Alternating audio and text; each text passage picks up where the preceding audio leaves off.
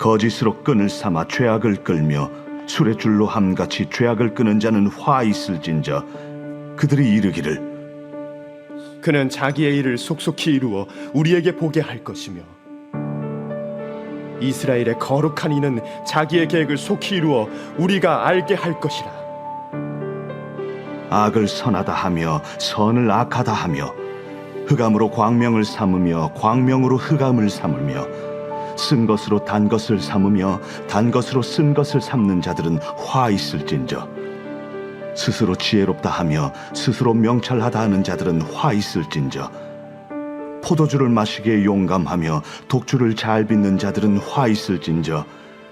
그들은 뇌물로 말미암아 악인을 의롭다 하고 의인에게서 그 공의를 빼앗는도다. 이로 말미암아 불꽃이 그루터기를 삼킴같이 마른 풀이 불 속에 떨어짐같이 그들의 뿌리가 썩겠고 꽃이 티끌처럼 날리리니 그들이 만군의 여호와의 율법을 버리며 이스라엘의 거룩하신 이의 말씀을 멸시하였습니다. 그러므로 여호와께서 자기 백성에게 노를 바라시고 그들 위에 손을 들어 그들을 치신지라. 산들은 진동하며 그들의 시체는 거리 가운데 분토같이 되었도다. 그럴지라도 그의 노가 돌아서지 아니하였고 그의 손이 여전히 펼쳐져 있느니라. 또 그가 기치를 세우시고 먼 나라들을 불러 땅끝에서부터 자기에게로 오게 하실 것이라. 보라, 그들이 빨리 달려올 것이로되 그 중에 곰핍하여 넘어지는 자도 없을 것이며 조는 자나 자는 자도 없을 것이며 그들의 허리띠는 풀리지 아니하며 그들의 들매끈은 끊어지지 아니하며 그들의 화살은 날카롭고 모든 활은 당겨졌으며 그들의 말굽은 부싯돌 같고 병거 박히는 회오리 바람 같을 것이며 그들의 부르짖음은 암사자 같을 것이요 그들의 소리 지름은 어린 사자들과 같을 것이라. 그들이 부르짖으면 먹이를 움켜 가져가 버려도 건질 자가 없으리로다. 그날에 그들이 바다 물결 소리같이 백성을 향하여 부르짖으리니 사람이 그 땅을 바라보면 흑암과 고난이 있고 빛은 구름에 가려서 어두우리라. 아멘. 자, 하나님의 화가 이제 계속해서 말씀으로 선포가 됩니다. 화가 임할 것이다 라고 말씀하시는데, 자, 어떻게 임하는가를 보십시오. 26절 한번 여러분 보세요. 26절에 제가 읽을 테니까 한번 눈으로 따라와 보세요.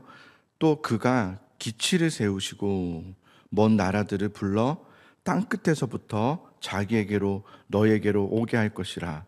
보라, 그들이 빨리 달려올 것이로되 라고 하면서 하나님께서 너희 가운데 기치를 세울 것이다. 이 기치라는 것은 깃발을 말하거든요. 그러니까 먼 나라들이 보고 올 수 있는 어떤 이제 표점을 말하는 거죠. 그 먼 나라들이 그 내가 세운 그 깃발을 보고 모일 수 있도록 너희 가운데 내가 깃발을 세울 것이다. 그러면서 그리하여서 주변 다른 국가들을 통해서 너희들을 벌할 것이다. 너희를 치게 할 것이다. 이렇게 말씀하세요. 하나님은 깃발을 보고 달려온 그들, 몰려온 그들, 악에 벅차서 이들을 다 멸망시키겠다고 몰려드는 그들, 남유다 이스라엘을 공격하는 그들에게 하나님은 힘을 줄 것이다 그래요.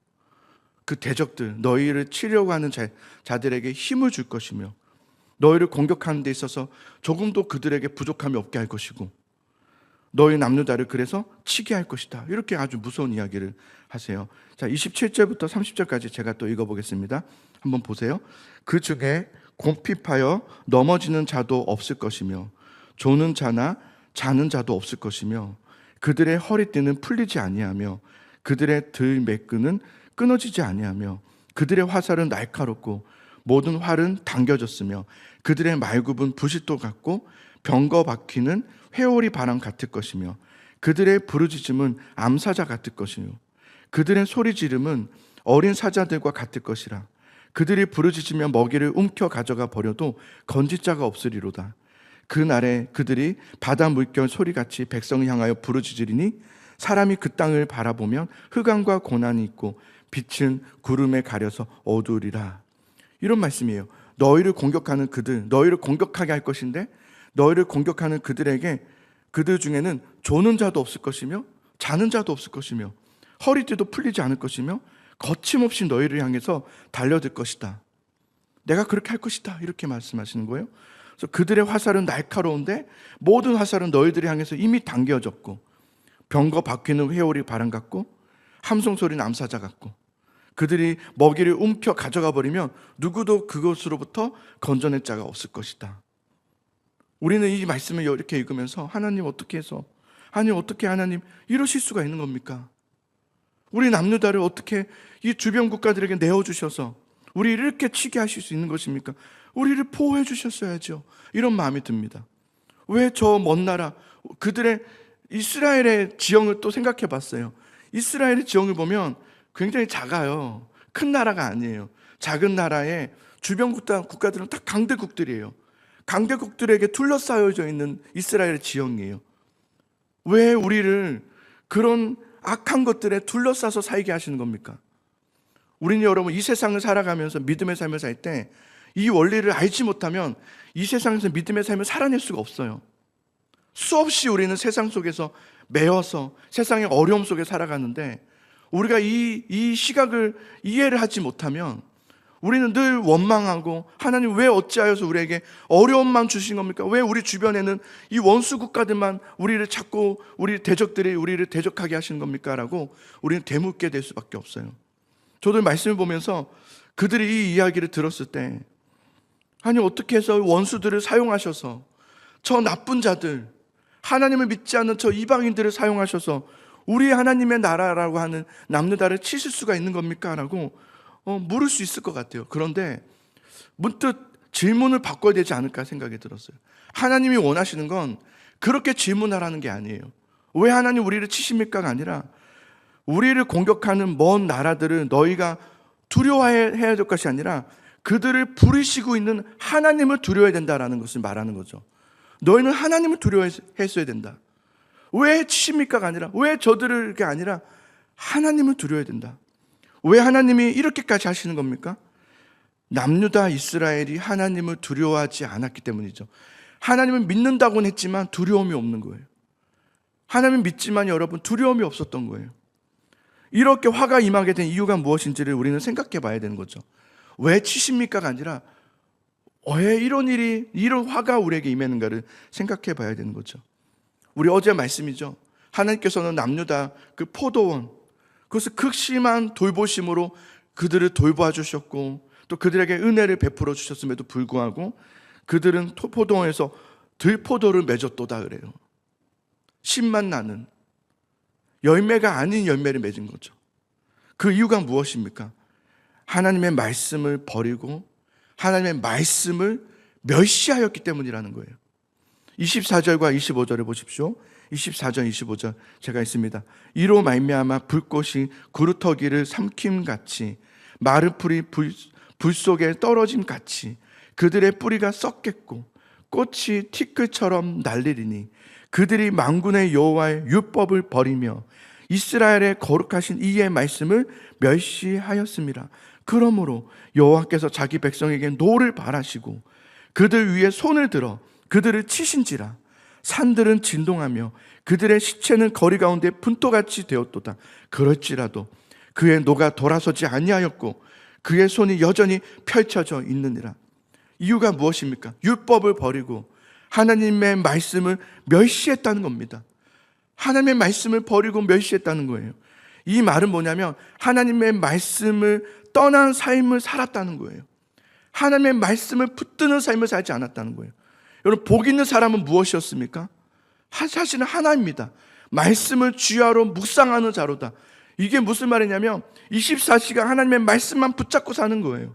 주님, 나는 하나님의 말씀 없이 살 수 없습니다. 나는 하나님의 도우심의 은혜 없이는 나는 살 수 없습니다라는 고백을 가지고 살아가는 거란 말이에요. 된다 안 된다가 아니에요. 내가 기도한다고 될까? 내가 기도한다고 이 일이 해결될까? 내가 기도한다고 정말 여기서 나음을 입을 수 있을까가 아니에요. 우리는 하나님밖에 없는 거예요. 하나님, 나는 주님을 의지할 수밖에 없습니다. 이 고백을 하는 것이 믿음의 사람이고 복 있는 사람 아닙니까? 말씀을 떠난 삶을 사는 사람들의 특징이 나와요. 18절에서 23절까지를 제가 읽겠습니다. 18절부터 보십시오. 거짓으로 끈을 삼아 죄악을 끌며 수레의 줄로 함같이 죄악을 끄는 자는 화 있을진저. 그들이 이르기를 화를 받는 자들의 모습이에요. 그들이 이르기를 그는 자기의 일을 속속히 이루어 우리에게 보게 할 것이며 이스라엘의 거룩한 이는 자기의 계획을 속히 이루어 우리가 알게 할 것이라 하는도다.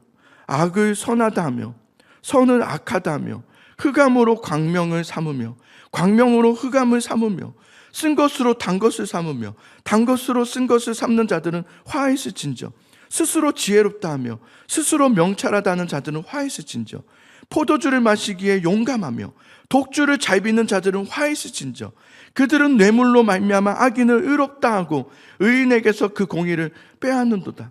여기 보면 확연히 드러나요. 화 있는 자들, 복 있는 자들이 아니라 하나님의 화가 임하는 자들은 명확해요. 말씀이 없죠. 이들에게는 말씀의 기준이 없어요. 말씀으로 생각하고 말씀으로 묵상하고 말씀으로 기준점을 삼지 않아요. 그러다 보니까 자신이 기준점이 돼요. 자신의 생각, 자신의 경험, 자신의 감정이 그 기분에 따라서 표준이 되어버리는 거예요.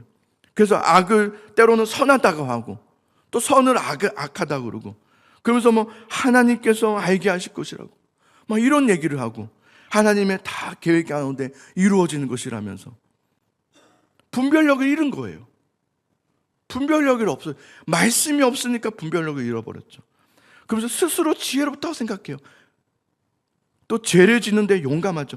포도주 마시기에 용감하며 뭐 어때? 포도주인데. 그죠? 포도주인데 어때? 소주도 아니고 포도주, 와인 정도는 괜찮지 않을까? 용감해지는 거예요. 예를 드는 거예요. 그래서 독주를 폭탄주 같은 거죠. 막 섞으면서 막 그걸 자랑하고 그 결과가 어떻게 되냐면 그 결과가 무엇입니까? 화이스진저예요.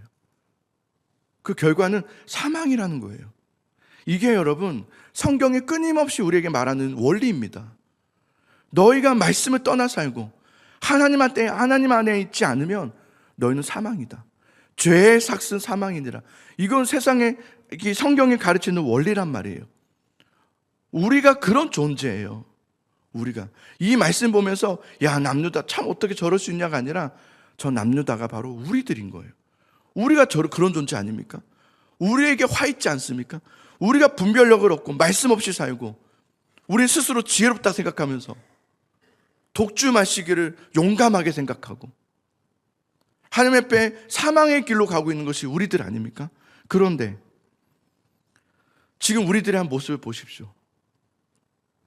오늘 이렇게 새벽을 깨워서 그런 우리들이 그렇게 사망으로 이룰 수밖에 없는 우리들이 오늘 이렇게 새벽을 깨워서 나와서 예배를 하고 찬양을 하고 기도를 하고 하루의 시작을 말씀으로 시작하고 있다는 것은 이건 하나님의 은혜가 아니고서는 우리는 사망으로 갈 수밖에 없는 존재들이었는데 그런 우리들이 지금 이 자리에 와서 하나님 앞에 은혜를 바라보면서 말씀으로 나를 돌이켜보면서 하나님 나는 죄인이군요 라고 고백하면서 하나님 앞에 예배의 자리로 오고 있다는 것은 하나님의 은혜가 아니고서는 설명할 수 없는 거 아닙니까?